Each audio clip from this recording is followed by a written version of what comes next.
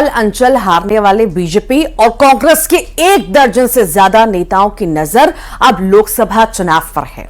विधानसभा में हारने के बाद ये दिग्गज नेता अब लोकसभा का टिकट पाने के जुगाड़ करेंगे। देखिए ग्वालियर से खास रिपोर्ट।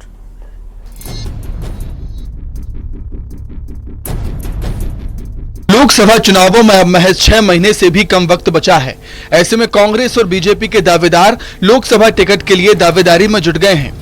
खास बात यह है कि विधानसभा में हारने वाले कांग्रेस और बीजेपी के दिग्गजों की नजर लोकसभा टिकट पर टिकी हुई है।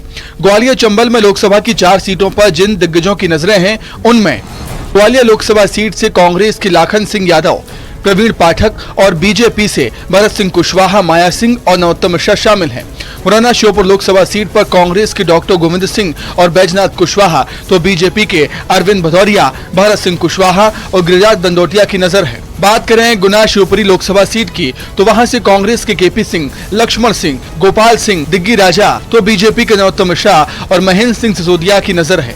वहीं भिंड दतिया लोकसभा सीट से बीजेपी के लाल सिंह आर्य, इमरती देवी और घनश्याम पिरोनिया तो कांग्रेस के प्रागीलाल जाटव और पंकज कनेरिया शामिल हैं। ग्वालियर चंबल अंचल की 34 सीटों पर हारने वाले बीजेपी के 8 पूर्व मंत्री और 2 पूर्व विधायक लोकसभा चुनाव की टिकट की दौड़ में नजर आएंगे। बीजेपी का कहना है कि पार्टी के लिए काम करने वाले नेताओं को दावेदारी का हक है। टिकट का फैसला करना पार्टी का काम है। लोकप्रिय नेता हैं डॉक्टर नरोत्तम मिश्रा जी, बहुत लोकप्रिय नेता हैं। भारत सिंह जी भी लोकप्रिय नेता हैं। महेंद्र सिंह सिसोदिया जी भी लोकप्रिय नेता हैं। सब मंत्री भी रहे हैं और उनका अपना जनाधार भी है। लेकिन कार्यकर्ताओं की भावना, उनके समर्थकों की भावना अलग विषय रखती है। पार्टी में उनकी भूमिका क्या होना चाहिए, ये पार्टी संगठन तय करेगा। वहीं ग्वालियर चंबल में हारने वाले कांग्रेस के 10 बड़े नेता भी लोकसभा चुनाव में टिकट के लिए दावेदार के तौर पर नजर आने वाले हैं। कांग्रेस का कहना है कि हर नेता कार्यकर्ता टिकट की उम्मीद रखता है। हम लोकसभा के लिए पूरी ताकत से मैदान में उतरेंगे। देखिए, कांग्रेस पार्टी एक लोकतांत्रिक पार्टी है और इसमें टिकट मांगने का अधिकार तो प्रत्येक कार्यकर्ता रखता है। रही बात लोकसभा चुनाव की, तो लोकसभा चुनाव में कांग्रेस पार्टी इस बार दमदार और जिताऊ प्रत्याशियों को चुनाव मैदान में उतारेगी। ग्वालियर चंबल अंचल में लोकसभा की 4 सीटों पर कांग्रेस और बीजेपी के दिग्गज इस बार टिकट के लिए जोर आजमाइश करेंगे, तो वहीं पुराने और नए चेहरे भी टिकट के लिए अपनी दावेदारी मैदान में पेश करेंगे। ऐसे में माना जा सकता है कि लोकसभा चुनाव के लिए दोनों पार्टियों में टिकटों की ये दौड़ दिलचस्प होने वाली है। सुशील कौशिक, न्यूज़ 18 ग्वालियर।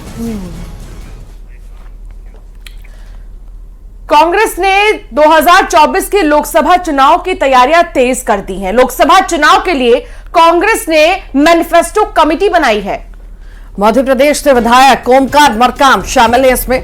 छत्तीसगढ़ से टीएस सिंहदेव का नाम शामिल किया गया है। पी चिदंबरम को कमेटी का चेयरमैन बनाया गया है। तो वहीं प्रियंका गांधी, आनंद शर्मा, जयराम रमेश, इमरान प्रतापगढ़ी समेत कमेटी में कुल 16 मेंबर रखे गए हैं। तो 2024 की तैयारी में कहीं ना कहीं कांग्रेस जुटती हुई नजर आ रही है और कोशिशें कांग्रेस के द्वारा तमाम जारी हैं। हालांकि देखने वाली बात होगी इसका असर कितना दिखेगा। पर अभी जो है 24 के लिए लोकसभा चुनाव के लिए चुनावी तैयारियां ये लोकसभा चुनाव के लिए कांग्रेस ने एक मैनिफेस्टो कमेटी बनाई है। मध्य प्रदेश से विधायक ओमकार मरकाम इसमें शामिल किए गए हैं और छत्तीसगढ़ से टीएस सिंहदेव का नाम भी इसमें शामिल है। तो बड़े दिग्गज इस कमेटी में शामिल किए गए हैं। 24 के लिए कांग्रेस की अब तैयारियां तेज हो चुकी हैं। करारी हार के बाद अब जो है लोकसभा के लिए किसी भी तरह का रिस्क जो है कांग्रेस नहीं लेना चाहती। पूरी तरह से जोर आजमाइश करना चाहती है, पूरी ताकत झोंक देना चाहती है और अब ये कमेटी बनाई गई है और इसमें दिग्गजों को शामिल भी किया गया है।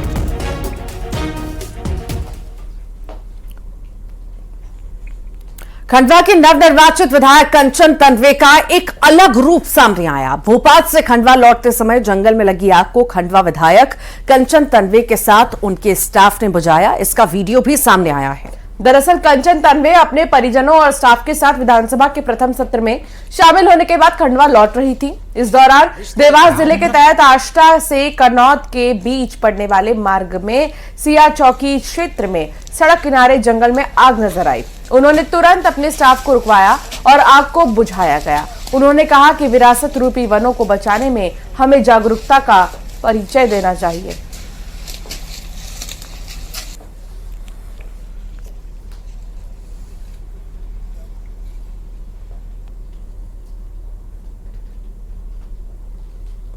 ये तस्वीर खंडवा की इस वक्त हम आपको दिखा रहे हैं। विधायक साहिबा पहुंची थी, निकल रही थी रास्ते से और अचानक से उन्हें ये जो है देखने को मिला कि जंगल की तरफ कहीं ना कहीं आग लगी है और फैलती जा रही है। उन्होंने तुरंत वहीं रुकी और आग उन्होंने बुझवाई। ये तस्वीर आपके सामने है,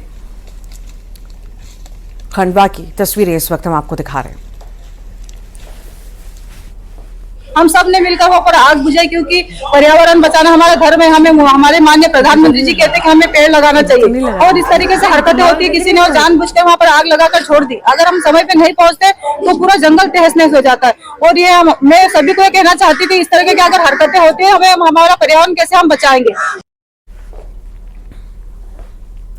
खरगोन जिले की मंडलेश्वर पुलिस ने अंतर्राज्यीय चड्डी बनियान गिरोह का पर्दाफाश किया है। पुलिस ने गुजरात के दाहोद के रहने वाले 7 लोगों को मंडलेश्वर में डकैती की योजना बनाते हुए गिरफ्तार किया और इनके पास से पुलिस ने 2 अवैध पिस्टल, जिंदा कारतूस, 7 मोबाइल, 1 कार सहित कुल 7 लाख रुपए का सामान जब्त किया।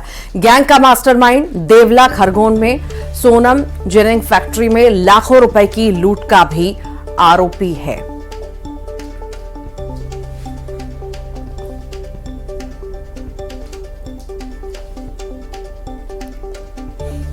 जो इन्फॉर्मेशन थी कि इसमें बाहरी गैंग हो सकता है, लेट नाइट एसडीओपी मंडलेश्वर और उनकी टीम को सूचना मिली कि एक दाहोद का गैंग है, वो गैंग खरगोन में दोबारा से कोई बड़ी वारदात करने की प्लानिंग बना रहा है। उस इन्फॉर्मेशन के आधार पर थाना प्रभारी मंडलेश्वर दीपक यादव और हमारी साइबर टीम के प्रभारी सुदर्शन, इनकी टीम ने कंबाइंड रेड की और रेड के दौरान इसमें 7 आरोपी गिरफ्तार हुए हैं। और अब बात नर्मदापुरम की, जहां हत्या के आरोपियों के घर पर निगम का बुलडोजर चला है। टाटसी के नाला मोहल्ले में यह कार्रवाई की गई। 1 हफ्ते पहले 4 लोगों ने चाकू मारकर हत्या कर दी थी, जिसके बाद ये बुलडोजर का एक्शन आरोपियों के घर पर नर्मदापुरम में देखने को मिला। जो आरोपी है अब उनकी खैर नहीं। बुलडोजर एक्शन के बाद एक कड़ा संदेश सरकार की तरफ से दिया जा रहा है और प्रशासन की तरफ से। देखिए, आरोपियों के घर पर अब बुलडोजर चला है। अपराध को बर्दाश्त नहीं किया जाएगा, ये एक संदेश देने की कोशिश बुलडोजर एक्शन के जरिए।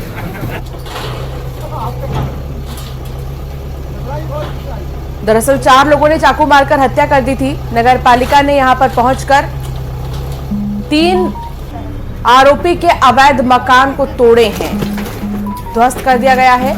हत्या के आरोपियों के घर गिरा दिए गए हैं। पुलिस प्रशासन की टीम वहां पर मौजूद रही। आप जैसा कि देख सकते हैं तस्वीरों में, नगर पालिका के साथ साथ पुलिस प्रशासन की टीम भी यहां पर मौजूद रही और इन आरोपियों के घर को ध्वस्त कर दिया गया है। अपराध बर्दाश्त नहीं और लगातार जिस तरीके से सरकार का ये कहना सामने आया है, 0 टॉलरेंस की नीति पर काम किया जाएगा अपराध को लेकर। अब उस नीति के तहत बुलडोजर एक्शन।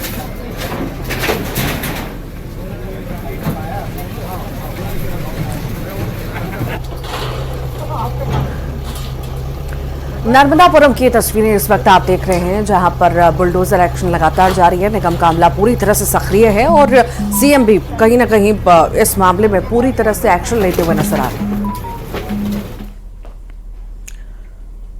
और फिलहाल बुलेटिन में इतना ही।